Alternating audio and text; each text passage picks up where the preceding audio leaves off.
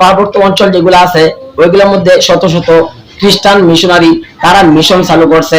তাদের মুসলমান যারা আছে, যারা সাধারণ মুসলমান, তাদেরকে ঘর বাড়ি করে দিতেছে, লক্ষ লক্ষ টাকা দিতেছে। এই টাকার বিনিময় মানুষের ইমান বিক্রি করে দিতেছে। তারা নিজের ধর্ম ত্যাগ করিয়া খ্রিস্টান মিশনারিতে নাম লেখাইতেছে। এখন তো সাহাবাদের মতো রক্ত দিতে দেওয়া লাগে না, টাকা দিলেই ইমান চলে যায়।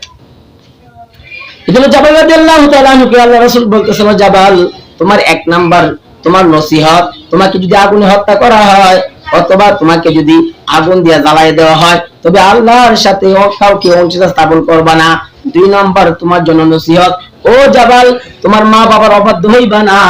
মা বাবার অবাধ্য নাফরমানি করা যাবে না। মা বাবা যদি তোমরা যদি 4টা ভাই হও অথবা 2টা ভাই হও, তোমার মা বাবা যদি কোনো 2 ভাইকে তোমার সম্পত্তি সবগুলা তো তাকে দিয়া দে, তোমাকে যদি ত্যায্য করিয়া দে, তবু মা বাবা নাফরমানি করা যাবে না। মা বাবা তোমার সাথে বেইনসাফি করছে, এটার জন্য সে আল্লাহর কাঠগড়া দাঁড়াইবে, কিন্তু তুমি তোমার মা বাবার সাথে বেয়াদবি করবা না। আল্লাহ রাসূল সাল্লাল্লাহু আলাইহি ওয়াসাল্লাম বলেন মা বাবার অবাধ্য হওয়া যাবে না। এবং 3 নাম্বার, এক ওয়াক্ত নামাজ, এক ওয়াক্ত ফরজ নামাজ ইচ্ছাকৃতভাবে ত্যাগ করা যাবে না। ইচ্ছাকৃতভাবে এক ওয়াক্ত ফরজ নামাজ তোমরা ত্যাগ করতে পারবা না। আল্লাহ রাসূল সাল্লাল্লাহু আলাইহি ওয়াসাল্লাম 4 নাম্বার যে নসিহতটা করেন জাবাল মুআজ ইবনে জাবালকে, ও মুআজ তুমি মদ পান করবা না। আল্লাহ রাসূল সাল্লাল্লাহু আলাইহি ওয়াসাল্লাম বলেন এমন একটা জামানা আসবে এই মদের নাম মদ থাকবে না, তারা বিভিন্ন নাম দিয়ে এগুলো নামকরণ করবে। এটার নাম দিবে বিয়ার, এটার নাম দিবে অনেক কিছু বাংলা, এগুলা বলিয়া বলিয়া মানুষ নেশা করবে। এটা মদ, কিন্তু মদ এটা মদই হিসাবে গণ্য হবে। আল্লাহ রাসূল বলেন এই মদ যারা পান করে, মানুষ যে গুনাহ করে, গুনার প্রথম দরজা হলো মদ পান করা। এই মদ পান করিয়ে এই মানুষ নাফরমানির দরজার মধ্যে ফাও দেয়। মানুষ নেশা করে তো মানুষ গুনাহ করে। এই জন্য আল্লাহ রাসূল সাল্লাল্লাহু আলাইহি ওয়াসাল্লাম বলেন 4 নাম্বার মদ পান করা যাবে না। 5 নাম্বার আল্লাহ তাআলার সাথে নাফরমানি করা যাবে না, গুনাহের কাজ করা যাবে না। আল্লাহ রাসূল সাল্লাল্লাহু আলাইহি ওয়াসাল্লাম বলেন গুনাহের কাজ কেন করবা না জানোনি? এই গুনার কারণে গুনাহ যদি ব্যাপক হয়ে যায়, গুনাহ যদি ব্যাপক হয়ে যায়, প্রকাশ্যে গুনাহ শুরু হয়ে যায়, তখন আল্লাহ তাআলার গজবের ভয় করো। কারণ গুনাহ যদি আপনি একা একা গুনাহ করতেছেন, এটা আল্লাহ আল্লামাল কুরআন খালাকাল ইনসানা আল্লামাহুল বায়ান। والصلاة والسلام على سيدنا محمد الذي جعل الناس من عبادة الأوثان إلى عبادة الرحمن. أما بعد فأعوذ بالله من الشيطان الرجيم. بسم الله الرحمن الرحيم. فمن كان يرجو لقاء ربه فليعمل عملا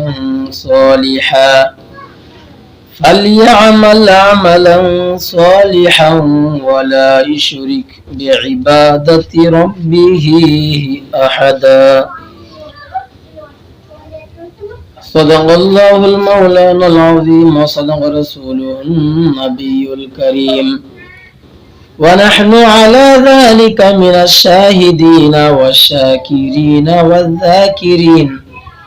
الحمد لله رب العالمين. اللهم صل على محمد وعلى آل محمد كما صليت على إبراهيم وعلى آل إبراهيم إنك حميد مجيد. اللهم بارك على محمد وعلى آل محمد كما باركت على إبراهيم وعلى آل إبراهيم إنك حميد مجيد. بلغ العلا بكماله كشف الدجى بجماله حسنت جميع خصاله صلوا عليه وآله سبحانك لا علم لنا إلا ما علمتنا إنك أنت العليم الحكيم رب اشرح لي صدري ويسر لي أمري واحلل عقدة من لساني يفقه قولي الحمد لله আল্লাহ পাক রব্বুল আলামিনের দরবারে লাখ কোটি শুকর যে আল্লাহ তাআলা আমাদেরকে জুমার নামাজ আদায় করার লক্ষ্যে মসজিদে আসার বসার তৌফিক দিয়েছেন। সেজন্য আল্লাহ তাআলা দরবারে লাখ কোটি শুকরিয়া আদায় করি বলি আলহামদুলিল্লাহ। আল্লাহ পাক রব্বুল আলামিন আমাদেরকে এই ঠান্ডার মধ্যেও আল্লাহ তাআলার ঘর জুমার নামাজ আদায় করার জন্য আমাদেরকে মসজিদে জমাত করছেন। এই অতিরিক্ত ঠান্ডা এবং অতিরিক্ত গরম কোনটা সহ্য করা যায় না।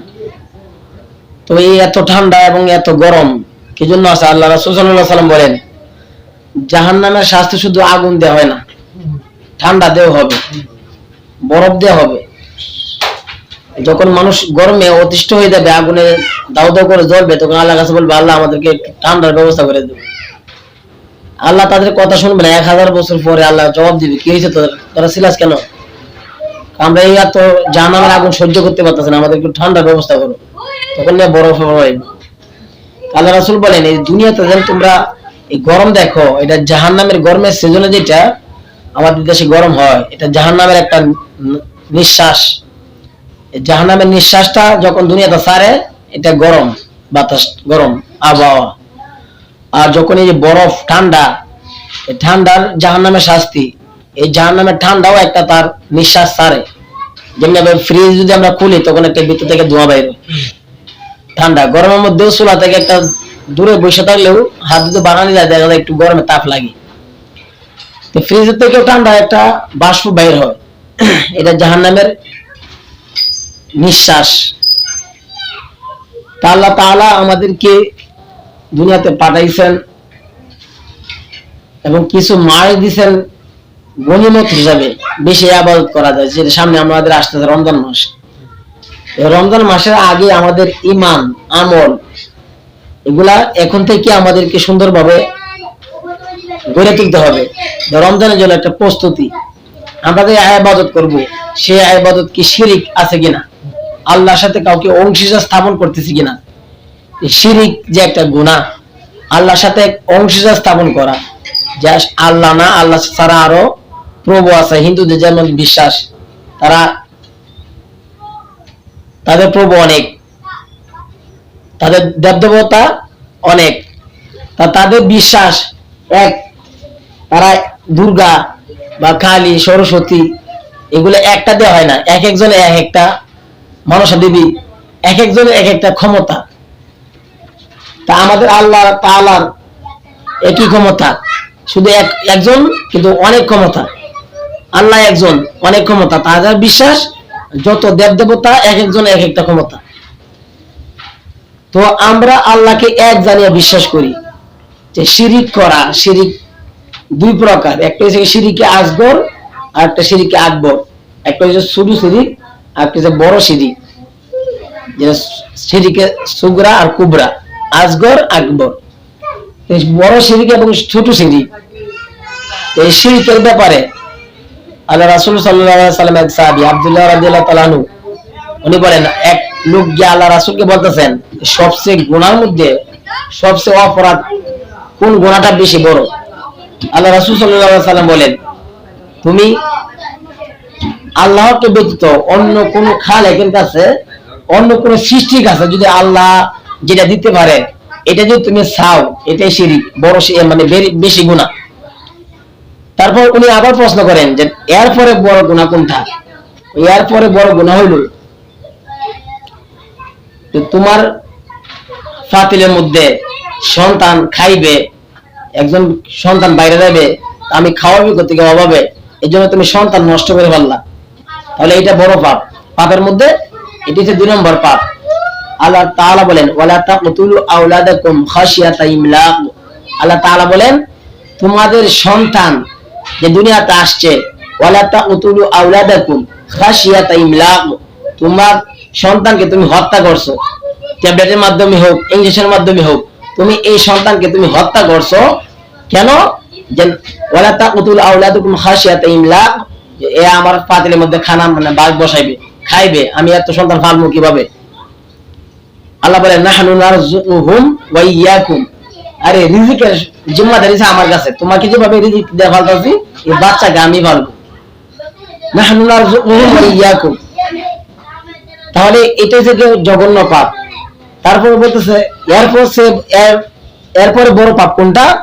আল্লাহ রাসূল বলেন তোমার প্রতিবেশী স্ত্রীর সাথে জিনা করা। এমনি তো জিনা করা পাপ, কিন্তু প্রতিবেশীর সাথে জিনা মানে বিবির সাথে জিনা করা এটা আরো জঘন্য পাপ। প্রতিবেশী বাড়িতে থাকে না, তার বিবির সাথে অপকর্ম করা, এগুলো হচ্ছে গিয়ে পাপের মধ্যে জঘন্যতম পাপ। এই জন্য আল্লাহ রাসূল সাল্লাল্লাহু আলাইহি ওয়াসাল্লাম বলেন এই পাপগুলা বড় পাপ। এবং এই শিরিক করা, আল্লাহর সাথে কাউকে অংশীদার স্থাপন করা, এই শিরিকের গুনাহ। এই শিরিক করলে আল্লাহ তাআলা বলেন যারা শিরিক করলো সে জুলুম করলো। আল্লাহ তাআলা বলতেছেন যে শিরিক করলো সে জুলুম করলো। এবং এই শিরিক যারা করে এবং নিজের সন্তানকেও ওয়াজ করা, যে আমরা তো শুধু ওয়াজ মানে একজনকে পরামর্শ দেই, একজনকে বুদ্ধি দেই, বা একজনের দোষ অন্যের দোষ আমরা তালাশ করি, এর এই দোষটা এর দোষটা, কিন্তু আমি নিজের দোষ নিজে তালাশ করি না, যে আমার সন্তানের মধ্যে এই দোষ আছে কিনা, আমি নিজে সংশোধন হই কিনা, এটার মধ্যে নাই, কিন্তু অন্যের দোষ নিয়ে আমরা ব্যস্ত। এই জন্য লুকমান হাকিম যে সূরা, একটা সূরাই নাযিল করেছে আল্লাহ তাআলা লুকমান নামে, সূরা লুকমান। এই লুকমান হাকিম কে ছিলেন? উনি কোন নবী ছিলেন না, কিন্তু তার নামে সূরা কেন? সে তার সন্তানকে ওয়াজ করে বুঝাইতেছে, নসিহত করতেছে। ওয়াজ কি? সে যে কথাটা বলছে আল্লাহ তাআলা এই কথাটা পছন্দ হয়েছে, এই সূরা লুকমানের মধ্যে এই আয়াতটা ঢুকাই দিয়েছেন। কোন আয়াত? আল্লাহ তাআলা বলতেছেন যে লুকমান তার সন্তানকে বলতেছেন ওয়াইযা ক্বালা লুকমানু লিবনিহি ওয়া হুয়া ইয়াইযুহু ইয়া বুনাইয়া লা তুশরিক বিল্লাহ।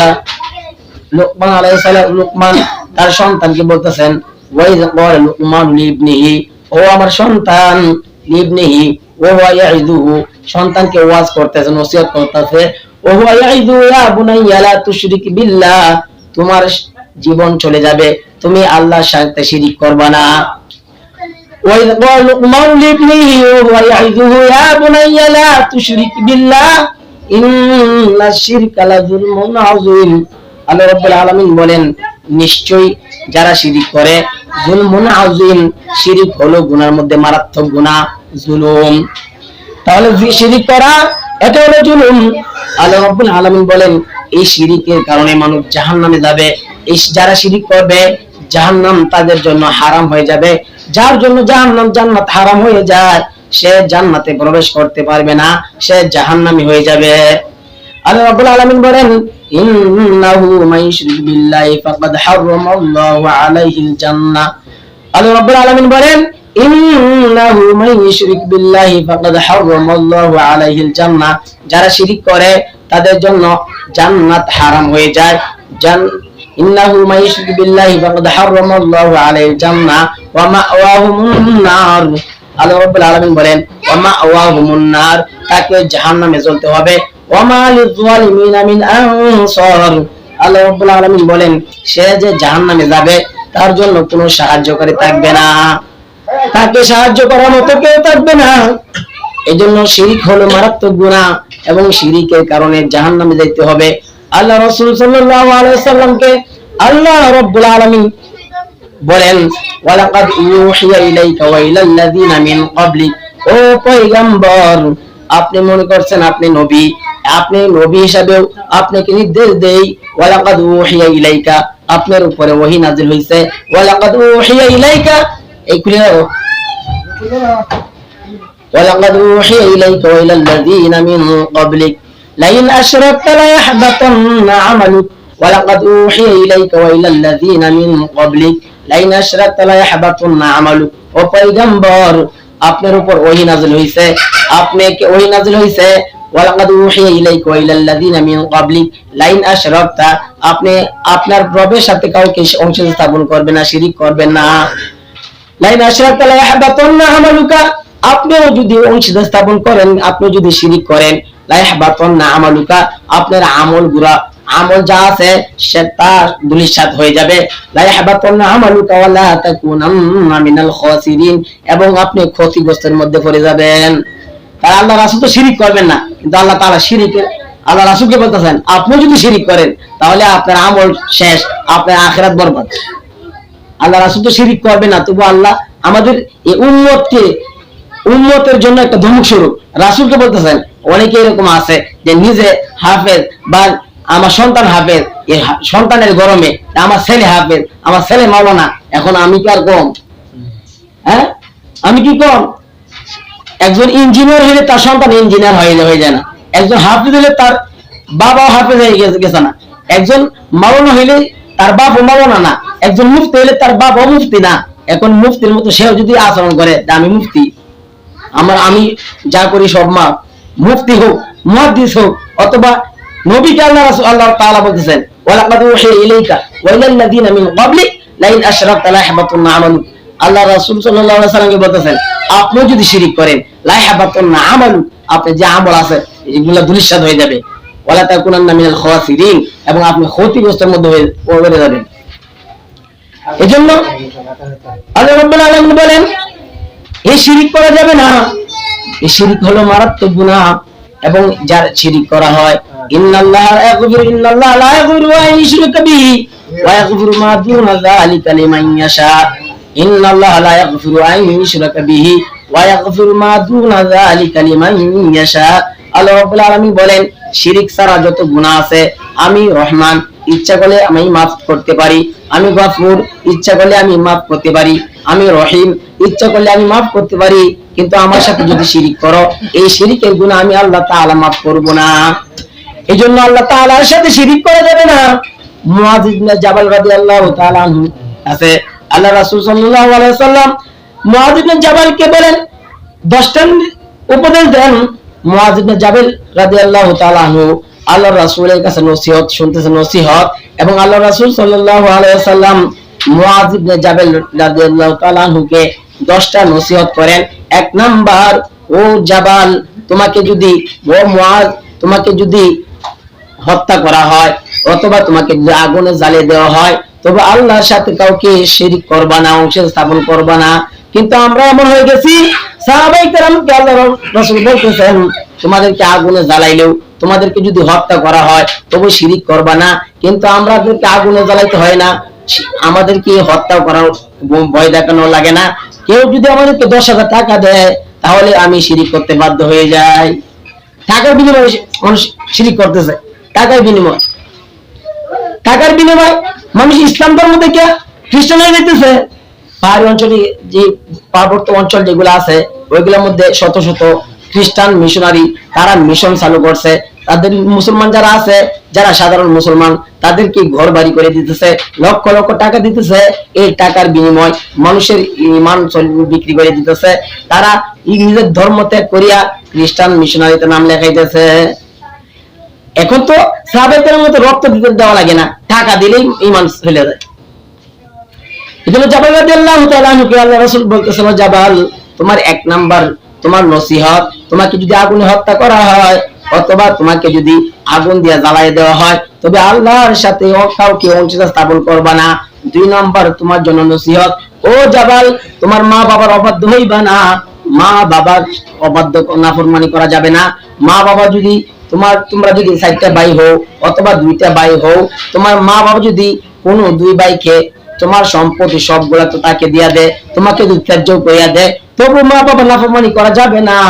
মা বাবা তোমার সাথে বেইনসাফি করছে, এটার জন্য সে আল্লাহর কাঠগড়া দাঁড়াইবে, কিন্তু তুমি তোমার মা বাবার সাথে বেয়াদবি করবা না। আল্লাহ রাসূল সাল্লাল্লাহু আলাইহি ওয়াসাল্লাম বলেন মা বাবার অবাধ্য হওয়া যাবে না।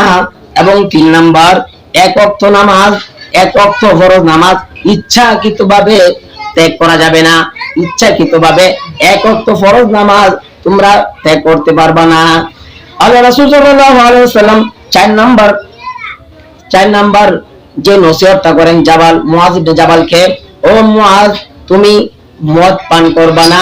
আল্লাহ রাসূল সাল্লাল্লাহু আলাইহি ওয়াসাল্লাম বলেন এমন একটা জামানা আসবে এই মদের নাম মদ থাকবে না, তারা বিভিন্ন নাম দিয়ে এগুলো নামকরণ করবে, এটার নাম দিবে বিয়ার, এটার নাম দিবে অনেক কিছু বাংলা, এগুলা বলিয়া বলিয়া মানুষ নেশা করবে, এটা মদ, কিন্তু মদ এটা মদই হিসাবে গণ্য হবে। আল্লাহ রাসূল বলেন এই মদ যারা পান করে, মানুষ যে গুনাহ করে, গুনার প্রথম দরজা হলো মদ পান করা। এই মদ পান করিয়ে মানুষ নাফরমানির দরজার মধ্যে ফাও দেয়, মানুষ নেশা করে তো মানুষ গুনাহ করে। এই জন্য আল্লাহ রাসূল সাল্লাল্লাহু আলাইহি ওয়াসাল্লাম বলেন 4 নাম্বার মদ পান করা যাবে না, 5 নাম্বার আল্লাহ তাআলার সাথে নাফরমানি করা যাবে না, গুনাহের কাজ করা যাবে না।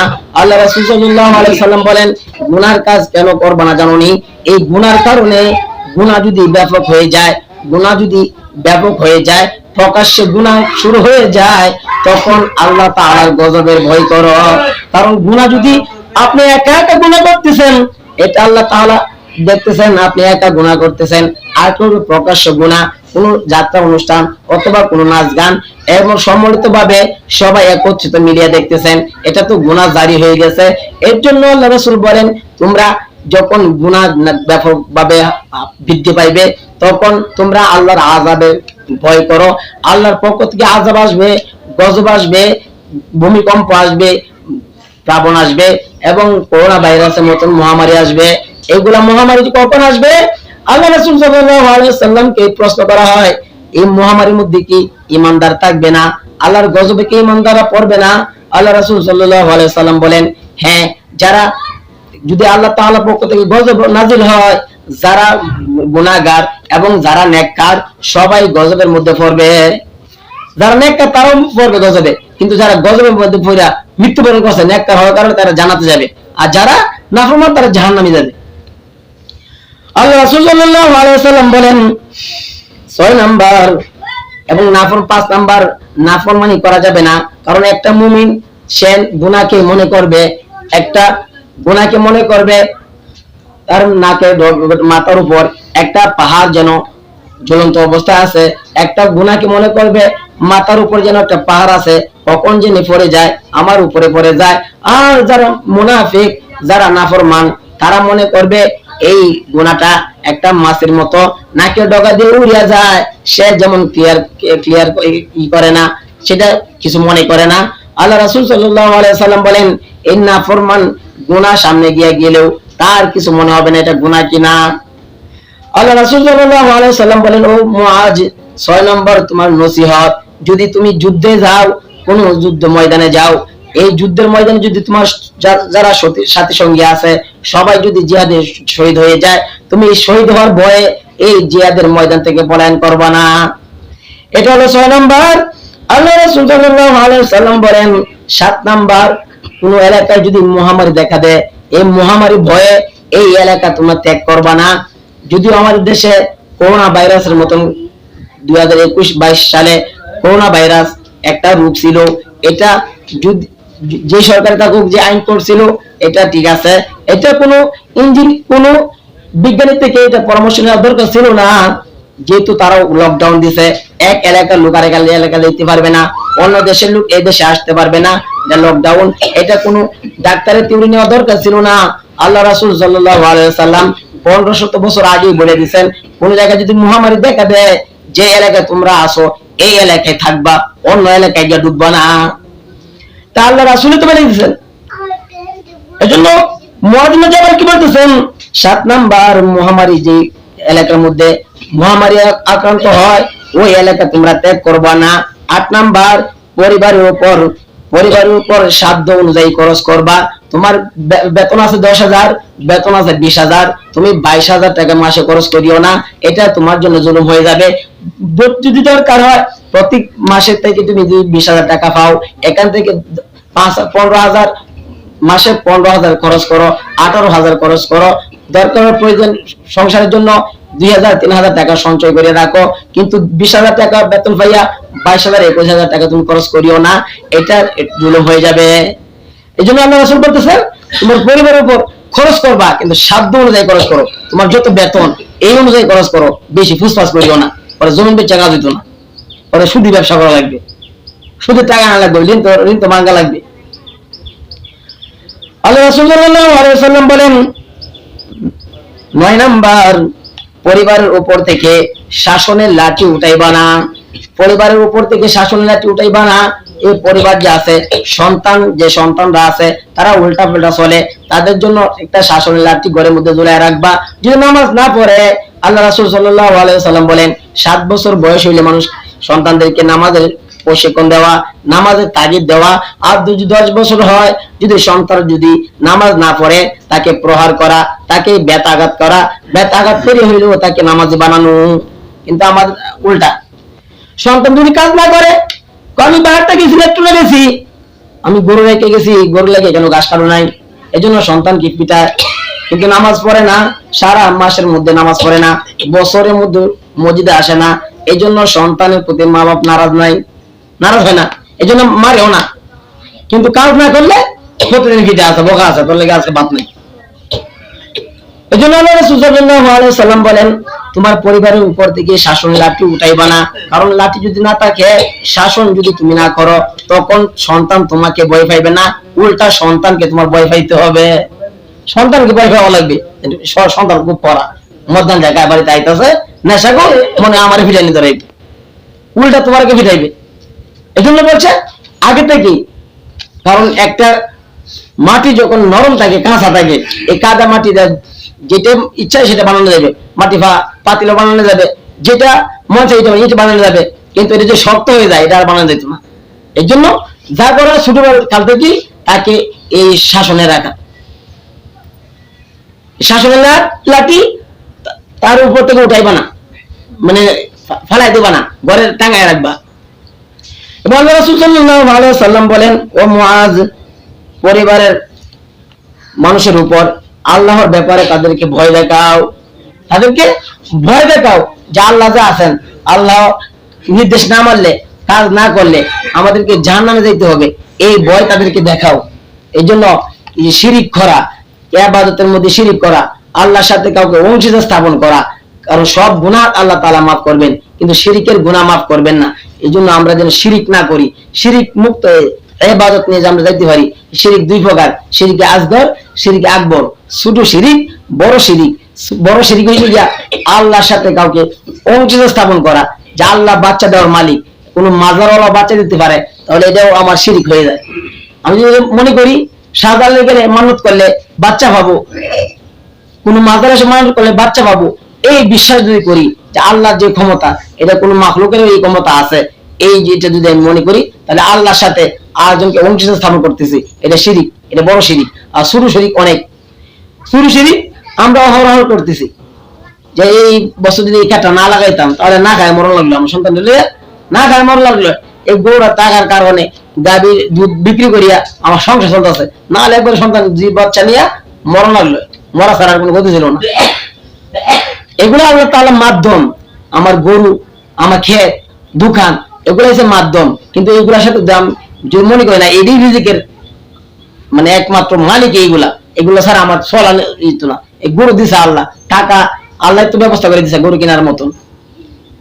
কিন্তু আমরা শিরিক করতেছি, দোকানদারি করতেছি, নামাজ পড়তেছি, দোকানদারি করতেছি, আমি শিরিক করতেছি। সন্ধ্যা পরে যাবেন, দোকানে ব্লেড আছে, ব্লেড থাকলে দেয় না, ওই রাত্রে ব্লেড পাওয়া যেত না, কমলা কামানি, তাহলে দিবে। এক দোকান ঘরের থেকে এক ঘরে গেছেন, হলুদ আছে, ওরা রাত্রে বেলা সন্ধ্যা বেলা এখন গরু তুলে লাইছে, সে মনে হয় গরুর উম্মত বা গরুর বান্দা, সে গরু পূজা করতেছে, গরু ঘরে তুলে আছে, অন্ত কিছু দেওয়া যেত না। এগুলো কই পাইছেন? এটাকে মুসলমানের নীতি। একজন ঠেকলে পারলে সামর্থ্য অনুযায়ী এটা তো কর্জে হাসানা দেওয়া যায়, আর সবের ব্যাপার। আপনি আছে দিতেছেন না কেন? গরু গয়লে তুলেছি, এখন দেওয়া যাবে না, কিন্তু এটি শিরিক করতেছেন। সন্ধ্যা হয়ে গেছে, গরু গয়লে তুলেছি, এখন কিছু দেওয়া যাবে না। যদি হলুদ বলতে হয় তবে বলতে হবে রং বলবেন, হলুদ বলে দেওয়া যাবে না, রং বলতে হবে। রাত্রে সন্ধ্যা আজান হয়ে গেছে, এখন রং বলতে হবে।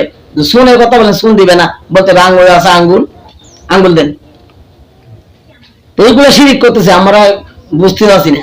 এগুলা বেশি মা বোনটা বেশি করে, বাড়িতে মা বোনটা এগুলা বেশি করে, যে শিরিক। এই জন্য বা কোনো জায়গায় যাইতেছি, বা একটা জাড়া ভরে রয়েছে, বা ফুদা একটা কলসি ভরে রয়েছে, আল্লাহ সকাল বেলা ফুদা কলসিটা সামনে পড়ছে, সারাদিন দেওয়া মঙ্গল। আজকে পরীক্ষা, সন্তানের পাঠাচ্ছে, আছে ডিম খাওয়া যেত না, ডিম খেলে পরীক্ষা আমাদের ডিম পাইবা, তাহলে ডিমে তারা মেধা বাড়াই দিব, তাহলে ডিমের পূজা করতেছি। ডিম পাইলে পরীক্ষা মতো ডিম পাইবা, তাহলে এগুলো বিশ্বাস করতেছি, শিরিক করতেছি। আমরা বুঝতে পারছি কত শিরিক করতেছি আমরা। এই জন্য কোনগুলা শিরিক, কোন কথার মাধ্যমে আমাদের শিরিক হয়, এগুলো আমরা যেন আমরা বাঁচে চলতে পারি।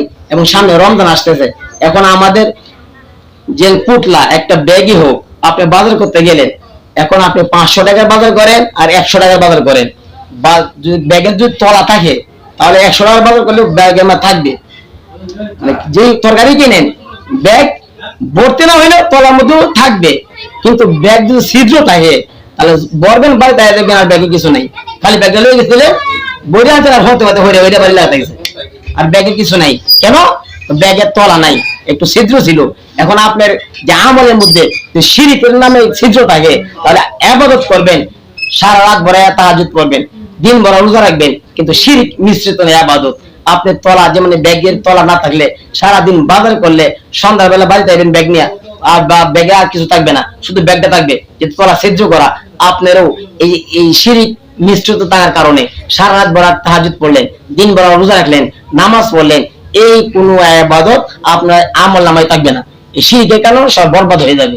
এই জন্য আমরা যেন শিরক না করি। এবং আল্লাহ তাআলাও নবীকে নির্দেশ বলতেছেন, ওয়ালাকাদ উহিয়া ইলাইকা ওয়া ইলাল লাযিনা মিন ক্বাবলিক লাইন আশরাকতা লা ইয়াহবাতুনা আমালুকা। ও নবী, আপনিও শিরক করবেন না, নবী তো শিরক করবেই না। তবু আল্লাহ বলতেছেন ওয়ালাকাদ উহিয়া ইলাইকা, আপনার উপর এটা ওহী নাযিল হইছে, ওয়ালাকাদ উহিয়া ইলাইকা ওয়া ইলাল লাযিনা মিন ক্বাবলিক লাইন আশরাকতা লা ইয়াহবাতুনা আমালুক। যদি শিরক করেন লা ইয়াহবাতুনা আমালুকা, আপনার আমল বরবাদ হয়ে যাবে, ওয়ালা তাকুনান্না মিনাল খাসিরিন, এবং আপনি ক্ষতিগ্রস্তের মধ্যে পড়ে যাবেন। এজন্য আমরা যেন, রমজান আসতেছে, একটা গনিমতের মাস, বেশি আমল কামানোর মাস, নেকি কামানোর মাস। এখন থেকে আমাদের ইখলাস, আমাদের আমলের মধ্যে যেন শিরিক মিশ্রিত না থাকে, এখন থেকে আমরা শিরিক থেকে বাঁচে থাকবো, বেদাত থেকে বাঁচে থাকবো। আল্লাহ তাআলা যে কথাগুলো বললাম শুনলাম, প্রত্যেকে আমল করার তৌফিক দান করুন, আমিন। যারা সুন্নাত পড়েন সুন্নাত পড়েন।